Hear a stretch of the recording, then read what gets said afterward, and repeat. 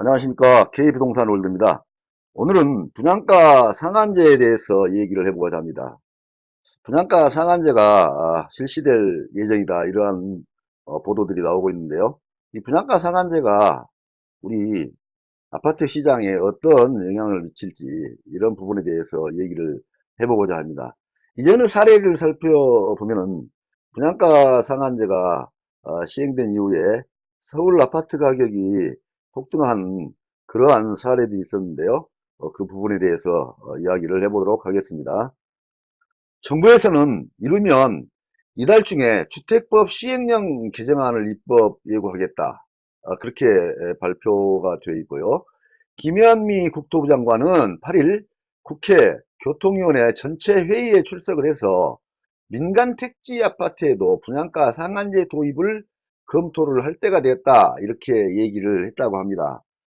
이러한 이야기들을 봤을 때 분양가 상한제는 조만간에 시행이 될 것으로 보여지는데요.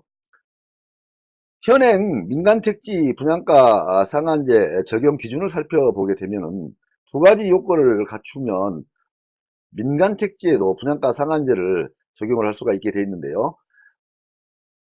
최근 3개월간 집값 상승률이 물가 상승률 2배를 초과하고, 다음으로 이 세 가지 중에 한 가지가 충족이 됐을 때 민간택지 분양가 상한제를 적용하도록 되어 있습니다. 첫 번째로는 1년 평균 분양가격 상승률이 물가 상승률 2배를 초과하는 경우, 두 번째로는 직전 2개월간 청약 경쟁률이 일반 5대1 초과, 그리고 국민주택 규모 경우는 10대1을 초과하는 경우, 세 번째로는 3개월간 주택 거래량이 전년 동기 대비 20% 이상 증가하는 경우, 이러한 경우에 민간택지에도 분양가 상한제를 적용하도록 되어 있습니다. 그런데 변경되는 적용 기준이나 대상을 보게 되면은 가장 큰 것을 살펴보도록 하겠습니다.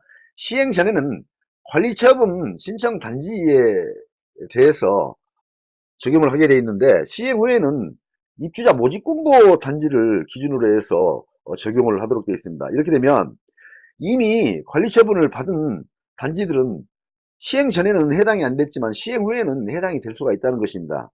그래서 예를 들어보면 이미 관리처분 인가받은 서울 강남권 재건축 단지들은 직격탄이 예상된다 하는 그런 이야기들이 있고요. 후분양 선택한 서초구 원베일지라든지 강남구 상하 2차 등은 바로 그 대상이 된다는 것입니다.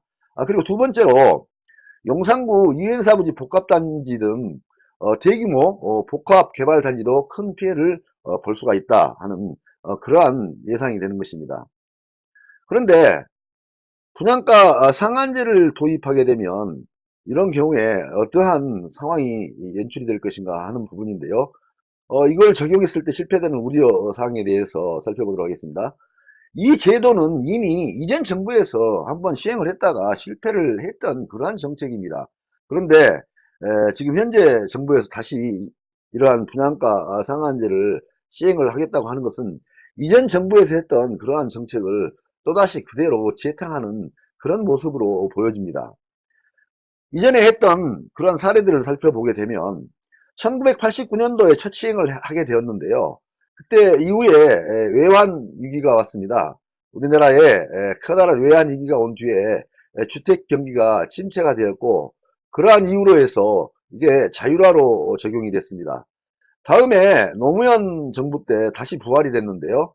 다시 부활된 이후에 시행을 해보니 주택 공급은 급격하게 위축이 되고 분양가가 낮기 때문에 아파트 품질이 저하되는 그러한 부작용들이 속출을 했습니다. 그래서 그러한 부작용으로 인해서 시행이 그동안 보류되어 왔던 그러한 정책입니다. 그런데 이러한 정책의 역효과 형태를 살펴보게 되면, 첫 번째로는 운 좋게 분양받은 소수의 사람들에게만 막대한 이익이 발생될 수 있다는 점이 있고요. 두 번째로는 그러한 당첨에서 제외된 다수의 일반 서민들에게는 그러한 기회가 실종된다 하는 그러한 부작용이 있다는 것입니다. 그리고 또 한 가지, 이러한 혼란한 시장 상황에서는 많은 금액의 현금 부자라든지 전문 투자자들에게는 오히려 기회로 작용이 될 수 있다 하는 그런 부작용이 예상이 된다는 것입니다.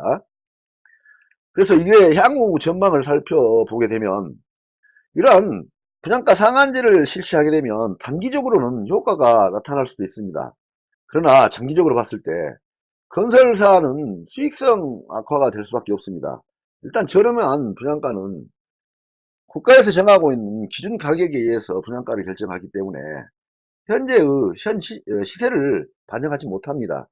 그래서 건설사들에게는 수익성이 악화될 수밖에 없고, 수익성이 악화되면 건설사는 건설을 축소시킬 것이고, 결국 중장기적으로는 공급 부족이 심화되고, 공급 부족이 심화되면 기존 아파트는 가격이 상승되는 그러한 집값 상승의 악순환의 고리가 계속 반복이 될 수 있다는 것입니다.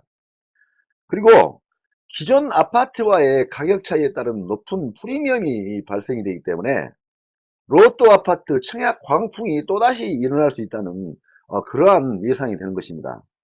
일부 전문가들의 의견을 들어보면 강남권 재건축 단지는 피가 10억 이상 형성될 수 있다, 이렇게 예상하시는 분도 계십니다. 그러한 근거를 보면 기존 사례를 살펴볼 수 있습니다.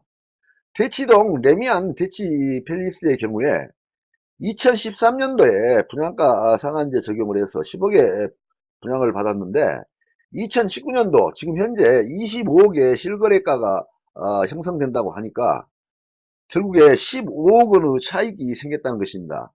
그래서 결국 6년 동안에 2.5배의 급격한 폭등이 일어났다, 이렇게 기존 사례가 있는 것입니다.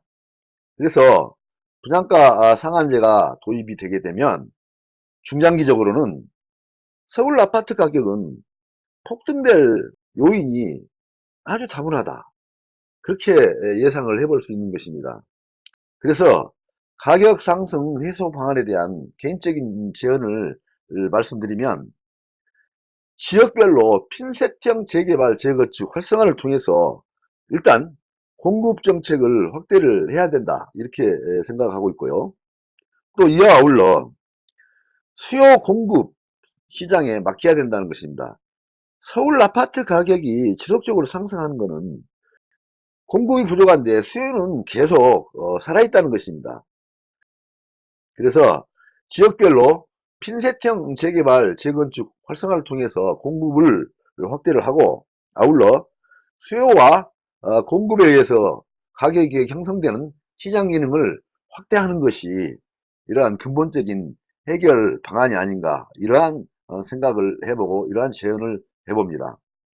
감사합니다. 많은 도움이 되시기를 바랍니다.